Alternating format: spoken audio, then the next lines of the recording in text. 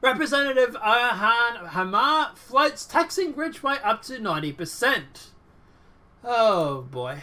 They wonder why the economy takes a hit when the Democrats come into power.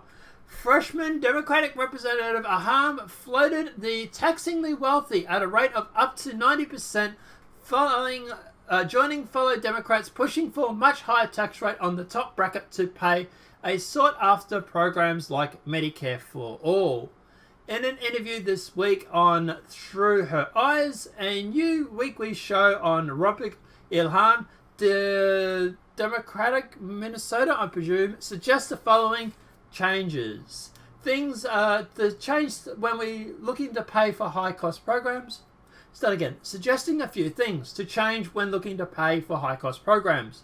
One of them is that we can increase the taxes that people are paying who are extremely wealthy in our communities, she explained. So 70%, 80%, we've had it as high as 90%, so that's a place we can start. Whew. Yeah. She added that 1%, the 1% must pay their fair share, which they already do.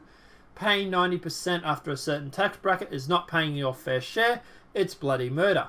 Omar also discussed the thinking regarding taxes on the wealthy during an appearance Thursday on The Daily Show. America has money. We don't have a problem of scarcity, really. What we have is a problem of moral courage. Our budgets are supposed to be an example of moral values, and this is why I got on the budget committee, because I'm excited to make sure that we have a budget that's reflective of our values, Omar said. She added, we need to make sure that we're holding the special interest accountable, that we're getting money out of politics, and we're taxing the uber rich. That is, the 1% pays for their fair share. It's interesting because they also then require the super rich to give them money so that they can run their political campaigns. You're going to tell me that all these Democrats that are going on about taxing the rich, they're not going to go taking money from George Soros? They're not going to go taking money from Rupert Murdoch or whatever it may be? Of course they are. Now look, obviously the Republicans are no better. They take money from the Koch brothers, etc., etc., etc. But at the end of the day, the Republicans aren't the ones going on about taxing the uber rich. The Democrats are. So the Democrats are literally going on about taxing the uber rich while being the ones needing the uber rich to fund their campaign. So it doesn't make much sense, does it, when you think about it? But anyway. Just this week, Senator Bernie Sanders, Vermont, who could launch another White House bid in 2020, and if so, someone please send him a wheelchair, offered a plan to expand the estate tax on the wealthy, including a 77% tax rate on billionaires' estates.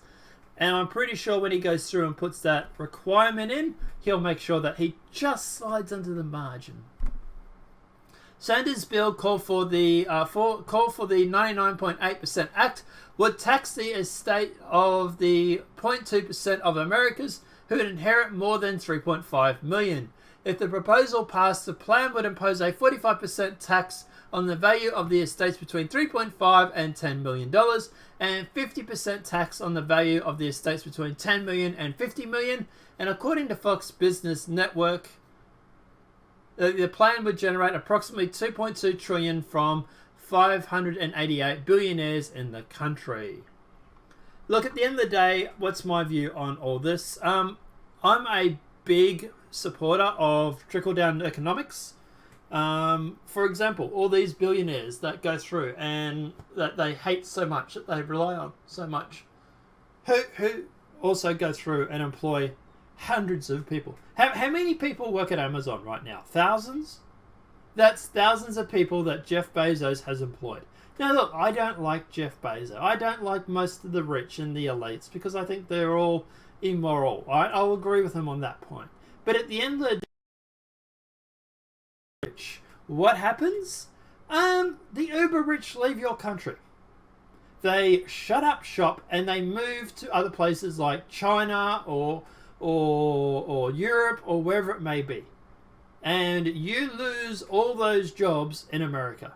You lose all that income in America. And you basically get pre-Donald Trump 2016. Where The unemployment rate was higher. You had less people, more people on food stamps, more people on social justice, on social welfare, and at the end of the day, yeah, great for the government, because I suppose if you're relying on the government to feed you because they've sent all your jobs overseas, well, then you're sort of controlled, aren't you? And that's probably their plan. And it's like these whole social systems that they want to keep incorporating. Look, I'm in Australia, right? We have Medicare for all, basically. And at the end of the day, it's not a perfect system that everybody wants to make it out to be. And at the end of the day, we have a much higher tax rate on our taxes than America does. It's something that a lot of these Democrats don't want to admit. Like, my tax rate at the moment for a low-income earner is around 35%. Plus, we also have another 10% on every goods or service that we sell or that we buy. So, for example, if I go down and buy a new graphics card for a computer, that has 10% GST on it that the government get. If I go and buy a pack of Doritos or a bottle of Coca-Cola, whatever it may be, all that stuff has 10% on it as well. So we actually do pay a lot in tax, which is why I cringe every time I go and buy a spaceship from Star Citizen. But regardless, so look, at the end of the day, yeah, as I say, you go through and you go taxing the uber rich. They leave your country. They go over and they start making jobs in China, which is what the Democrats want, I suppose. So it kind of works into their favor.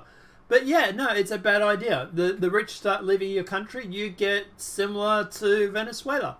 What happened in Venezuela? The oil prices dropped and they started seizing all these private properties. And all these rich billionaires decided to pull out faster than my couch. And all of a sudden, yeah, Venezuela falls into depression or recession or whatever it is at this point in stage. You literally have people eating lions and animals over in the zoos because they're that hungry. Because they can't get food. So, yeah, this whole idea is a bad thing. If you want proof of how trickle-down economics does actually work to a certain point, you look at, like, for example, when they want to go over in South Africa and they're trying to encourage people and they're trying to turn back the poverty over in South Africa. What they do is they go through and they would give out money to a lot of people. They would give out all this money to a lot of people. And these people would then go through and then start up businesses which would employ people. And this trickle-down economics actually worked.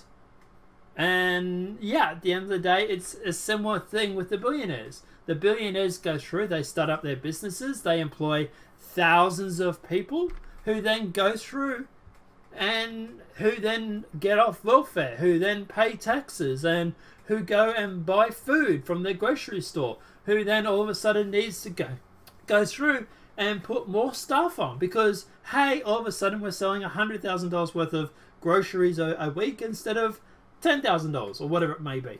So yeah, this whole trickle-down economics, it does actually work. The Democrats don't want to admit that because they want to tax the rich because, well, we kind of need the rich because we need to pay for these social systems. But when the rich don't longer want to be a part of your country and they're moving all their money overseas, who's going to pay for your social systems then? After you've pushed all the rich out of your country, what's going to happen to your social systems?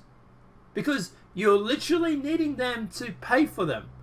And after a year, I really don't think Jeff Bezos is going to stick around to get taxed an insane amount of money so that he can pay for Medicare for all.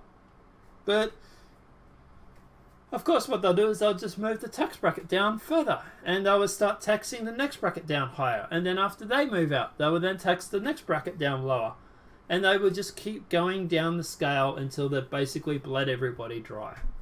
And hey, we'll have communism. Yay! But anyway,